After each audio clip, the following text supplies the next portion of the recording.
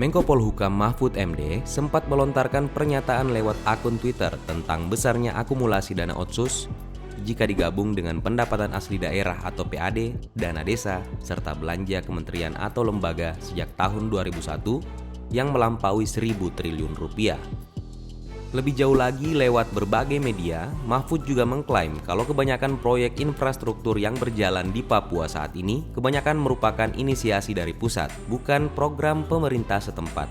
Lalu apakah klaim tersebut benar? Mari ulas bersama dalam polemik kali ini. Sebenarnya apa yang disampaikan oleh Mahfud MD tidak bisa disebut keliru, tapi bukan sepenuhnya benar juga. Ada beberapa program seperti pembangunan area wisata Taman Poleu yang pengerjaannya diinisiasi oleh Pemkab Jayapura, ibu kota Provinsi Papua. Namun memang tidak bisa disangkal, kebanyakan program infrastruktur dengan perkembangan yang terlihat jelas, seperti misalnya pengerjaan tol laut di Pelabuhan Depapre, itu bisa terlaksana dengan baik karena merupakan bagian dari program nasional yang berkaitan dengan upaya percepatan distribusi bahan logistik. Untuk alasan inilah, Pelabuhan Depapre dibangun dengan spesifikasi berupa dermaga multipurpose sepanjang 150 meter, dermaga semen sepanjang 206 meter, dermaga curah cair sepanjang 124 meter, serta dermaga peti kemas sepanjang 206 meter. Hal serupa juga berlaku dalam proyek Trans Papua, sebutan untuk pembangunan jalan raya sepanjang 4.330,07 km yang membentang dari Kota Sorong, Provinsi Papua Barat hingga Merauke di Provinsi Baru, Papua Selatan. Infrastruktur satu ini merupakan bagian dari proyek strategis nasional yang perencanaannya telah dimulai sejak 2007. Tepatnya lewat Undang-Undang 17 tahun 2007 tentang Rencana Pembangunan Jangka Panjang Nasional 2005 hingga 2025. Dari situ selain pengerjaan yang digalakkan, proses pembangunannya juga dilindungi lewat Undang-Undang Nomor 2 tahun 2015 tentang Rencana Pembangunan Jangka Menengah Nasional dari 2015 hingga 2019. Serta masih ada Perpres Nomor 3 Tahun 2016 tentang percepatan pelaksanaan proyek strategis nasional.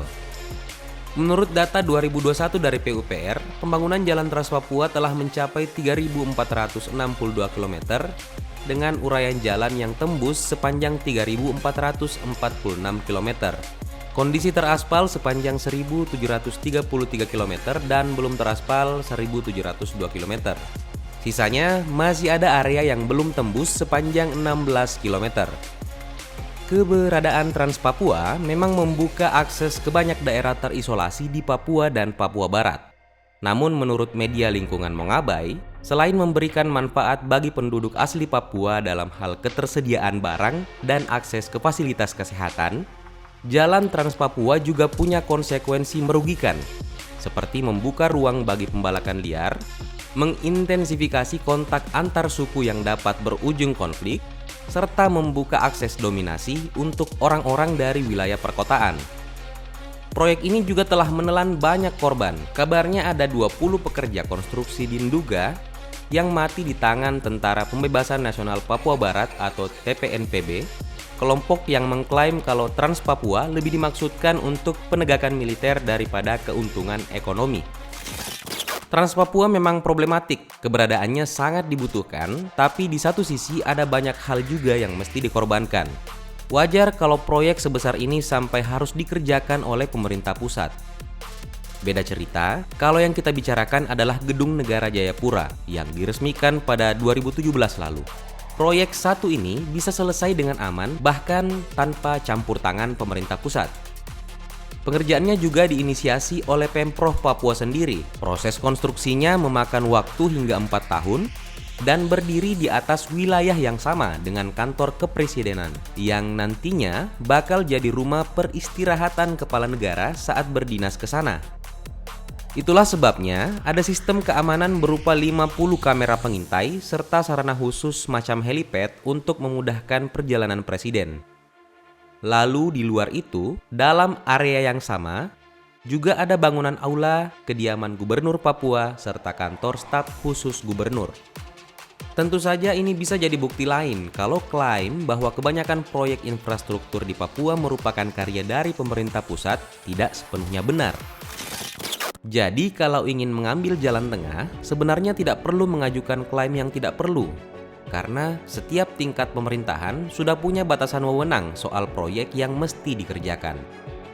Ambil contoh pengerjaan pos lintas batas negara atau PLBN SCOW yang berada di distrik Muara Tami, Kota Jayapura, serta PLBN Sota yang berada di Kecamatan Sota, Kabupaten Merauke.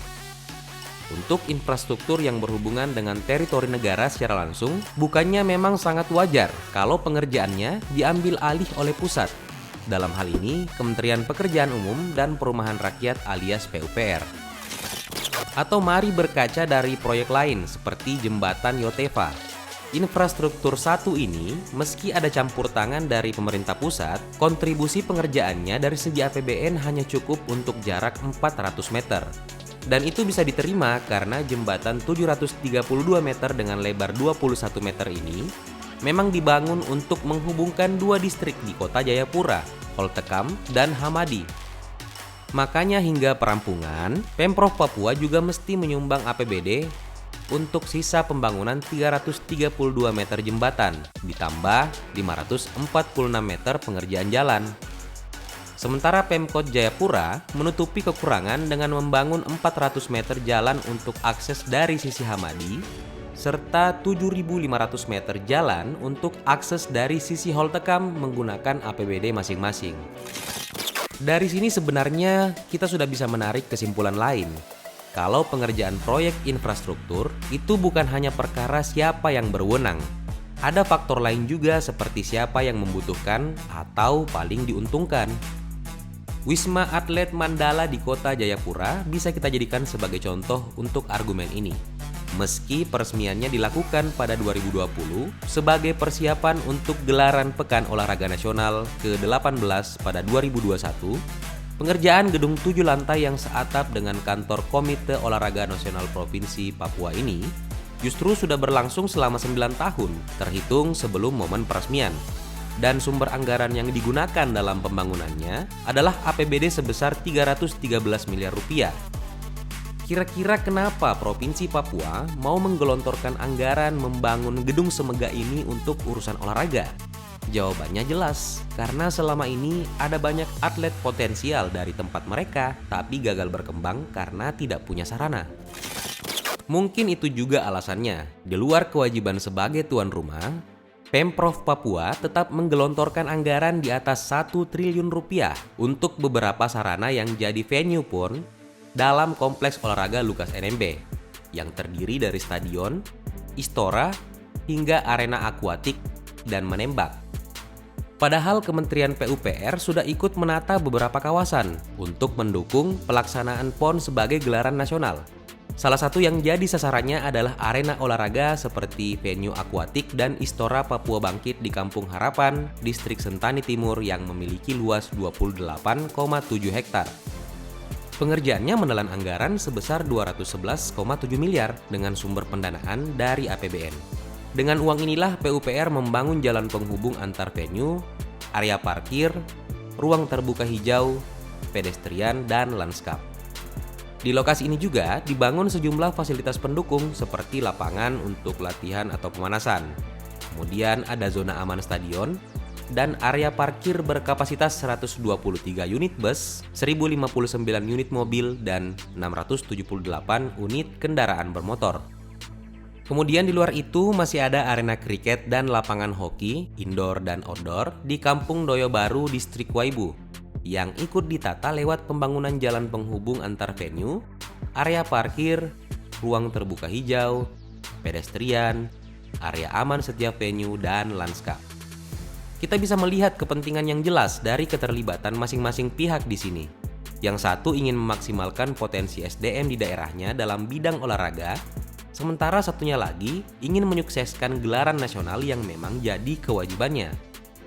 Jadi sebenarnya memang tidak perlu meributkan perkara yang batasannya sudah jelas, apalagi sampai digunakan sebagai alasan untuk merasionalisasi kegagalan. Bukannya semua yang terjadi di Papua hingga sekarang, entah itu sentimen terhadap Jakarta, konflik bersenjata, hingga kemiskinan yang mengakar, semuanya tidak lepas dari pendekatan bergaya militer yang diambil oleh pemerintah pusat dari berbagai masa, serta model pembangunan yang memang sudah tidak merata sejak awal.